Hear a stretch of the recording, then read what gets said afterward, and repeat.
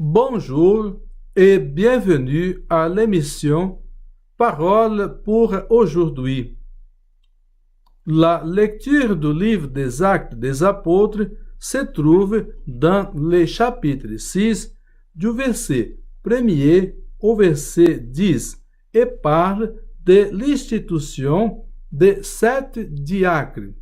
Ce texte fait partie de l'ensemble du livre des Actes des Apôtres qui parle des premières missions des disciples et des personnes qui, peu à peu, rejoignent les groupes des disciples. Nous lisons cela dans le livre des Actes des Apôtres au chapitre 6, verset 1er, au chapitre 12, verset 25.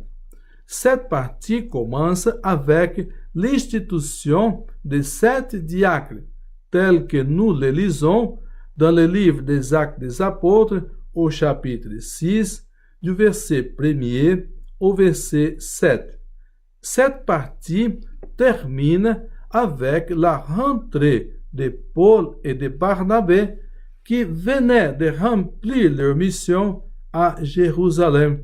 Nous lisons cela dans le livre des Actes des Apôtres au chapitre 12, du verset 24 au verset 25. Nous lisons dans ce texte que les apôtres font face à certaines difficultés normales dans leur service de témoigner la parole. Après une réflexion faite ensemble avec la communauté, ils arrivent à la conclusion de qu'il serait bon de sauvegarder la mission principale de la communauté naissante. Cette mission est structurée sur la prière et la prédication.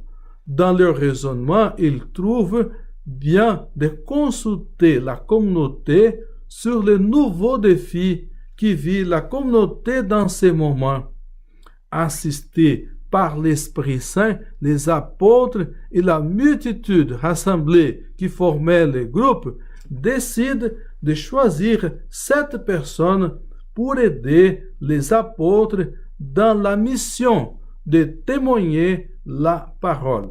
Nous lisons la proposition plut à toute l'assemblée et l'ont choisi Étienne, homme rempli de foi et de l'Esprit Saint, Philippe, Procore, Nicanor, Timon, Parmenas et Nicolas, prosélyte d'Antioche. Nous lisons cela dans le livre des Actes des Apôtres au chapitre 6, du verset 5. Et pour nous aujourd'hui, ce texte montre que le groupe n'est pas à l'abri d'affronter les situations normales de tous les groupes à travers le temps. La communauté est formée de personnes avec leurs forces et leurs faiblesses. Cependant, ce groupe est porteur d'une mission qui les dépasse et c'est dans cette perspective qu'ils cherchent à résoudre leurs problèmes et leurs difficultés. La communauté naissante a compris que les problèmes et les défis ne doivent pas briser l'unité du groupe, car ils pourraient ainsi mettre en péril ce principe qui est à l'origine du groupe.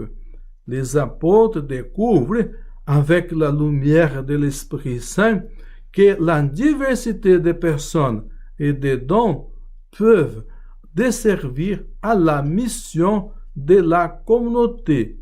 Ainsi, toutes les personnes peuvent rendre service à la communauté en mettant leurs dons et leur charisme au service de l'ensemble de la mission de la communauté.